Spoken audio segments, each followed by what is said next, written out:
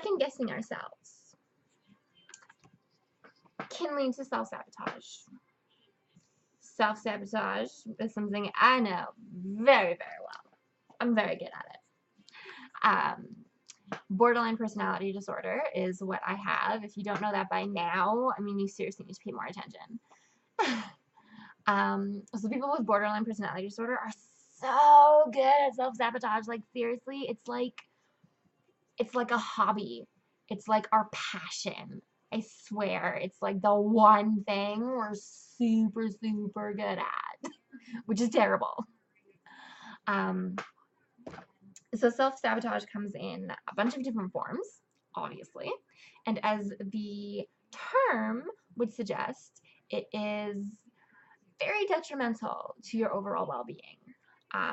Whether for you it comes in the form of not seeing a project to completion, whether you are like me and you like to do super, super good on your diet for like a bunch of days and then eat a box of like 10 cookies on your cheat day. That's definitely mine. Super, super big on the whole binge eating thing, and I gotta stop doing that. I really do. So if anybody's got any tips out there, I mean, seriously, hit me up. I need some help.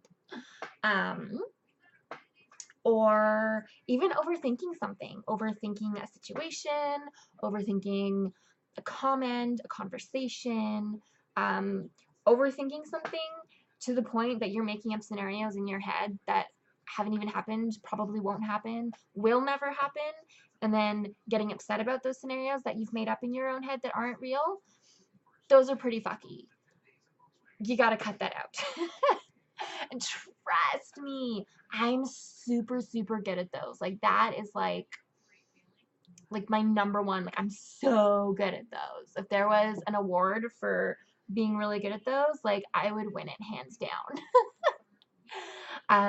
So one of my best ways of combating that, and I would say it works like 99.9% of the time, is you honestly, I just let go of the situation, because no matter how much I sit on the couch and worry, no matter how much I cry my heart out, no matter how much worrying I do, I'm not going to be able to control the situation.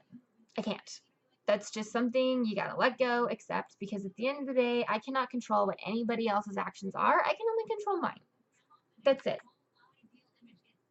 It sucks because I'm kind of a control freak, but at the same time, there ain't fuck all I can do about it. So I'm not going to waste my energy on shit I can't control. I only have so much energy in a day, and I'm not wasting it on bullshit like that. I'm just not. I love myself more than that. So step one is accepting that I can't control that shit. People gonna do what people gonna do. 2, you gotta trust in the knowledge that you have, the facts that you have. Trust that your brain knows what's going on and your anxieties are full of shit. Because usually they are. This cat is doing backflips in my lap. Jesus. I think she's going to be our mental health advocate, mascot. What do you think? She seems to really enjoy being in these videos. Hi. I mean, she kind of looks grumpy, angry. Yeah, she's definitely going to be my mascot. Okay. So yes, step 2, you gotta let go. You gotta trust the facts that you have in front of you. You need to trust your brain, let go of those anxieties. What's gonna be is gonna be. There is nothing you can do about that process. You can only do when the process is done and in front of you.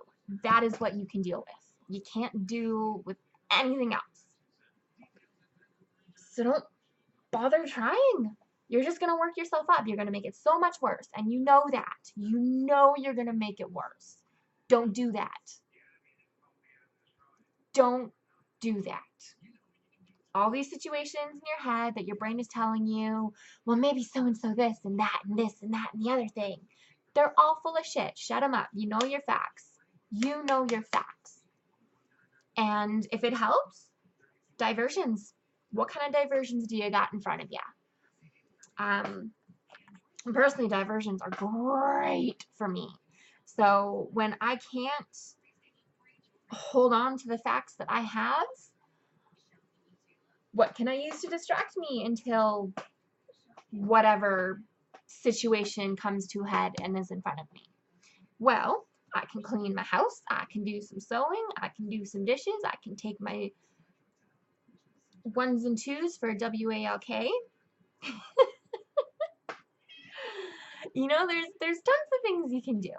Go find one. Go lose yourself in an activity for a little while. That should help. You got to keep yourself occupied.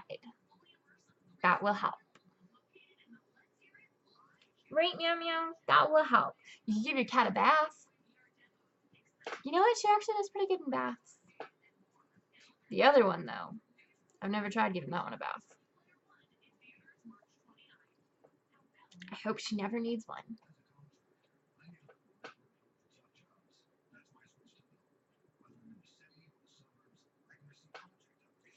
Overthinking also.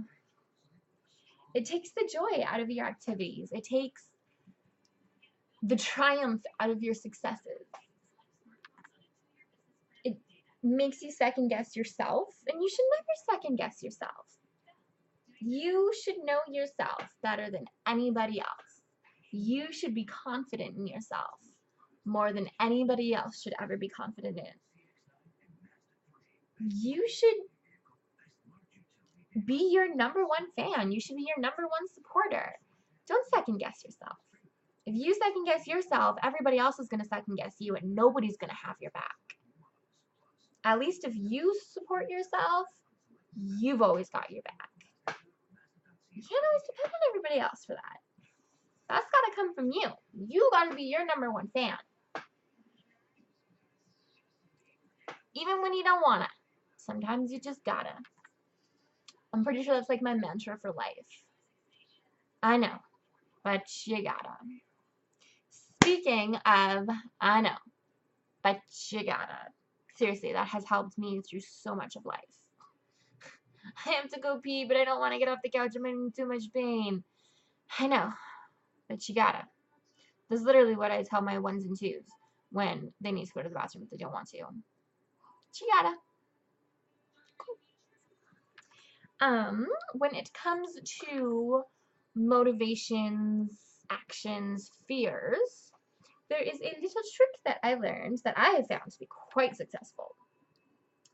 So a lot of people, when they have a goal in mind, or they have an activity in mind that they want to do, they'll say, I want to do this goal. And a lot of the time, it won't come true. It won't happen. So they've told everybody, I want to do this thing, and then everybody's like, well, where's this thing? We've all been waiting on it. You know, we want to support you. Show us what activity this was. I was gonna say show us your thing, but that's not what we want. Don't do that. Don't do that. So the reason a lot of these people don't end up following through with their chosen activity after saying they want to do said activity and show off their skills or whatever, when you say I want to, usually with that phrase, there's already attached, before you've even let it come out of your mouth, there's already attached the fears of what if you fail? What if you fail publicly? What is everybody going to say? What is everybody going to think? What are people going to see? People are going to see. You're scared, you're worried, you're anxious. You're not having a good time. Mentally, you're not having a good time. Whether you are aware of it or subconscious, you're not having a good time. So instead, when you want to do something, fuck it. Say those two words. Fuck it. I'm doing it.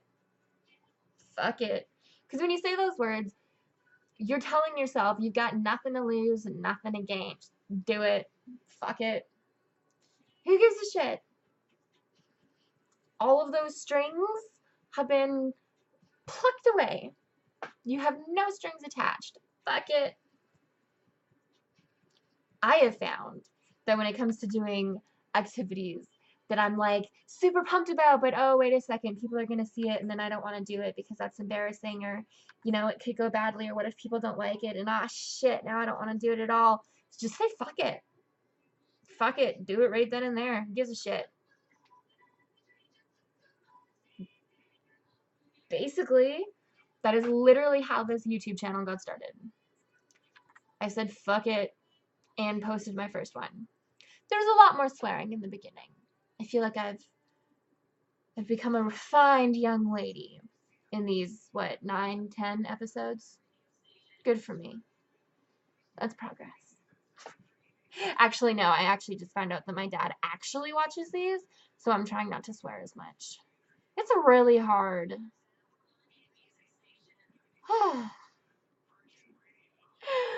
Anyways, short video. I hope that was helpful. Don't spend so much time overthinking shit. Don't do it. Trust yourself. If you are having a good time, don't ask yourself if you're too happy. You know who you are.